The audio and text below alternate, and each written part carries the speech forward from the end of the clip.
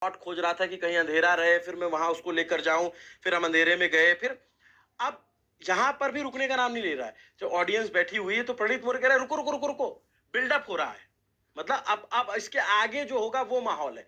ये उस तरीके की हरकत है, इसे छिछोरे चार लड़के आपस में बैठ करके कोई बात कर रहे हैं और उसको पब्लिक प्लेटफॉर्म दे दिया गया।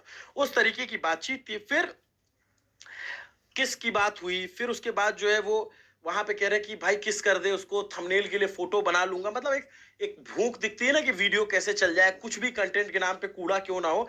और फिर सीन रिक्रिएट करने की बात करते हैं। फिर बोलते हैं किस किया, तो फिर बोलते हैं 12 रुपए वसूल हो गए। मतलब आप, उस लड़के हिमांशु जांगड़ा की नौकरी गई, उसके साथ जो होना था वो सही हुआ है। और ऐसा ही होगा, उससे तभी अकल आएगी। उसकी सोच शायद समय के साथ खुल जाए। बहुत सारे लोग आगे चल के ठीक हो जाते हैं, नहीं होते हैं तो फिर उसकी गलती है, उसकी मर्जी है। बट वो एक उसने एक समाज की पोल तो खोली दी है कि जो ये समझ रहा है कि क्या मतलब 370 की बिरयानी खिला देना आपको ये हक देता है कि लड़की के बिना कंसर्न उससे वसूल कर लिया जाए। ये ये सोच जो है, ये तो उसकी सोच पता चली। लेकिन जब स्टेज पे बैठा जो बंदा है प्रणीत मोरे, जो कॉमेडियन है, वो जब ये कहते हैं कि अब 12 रुपए,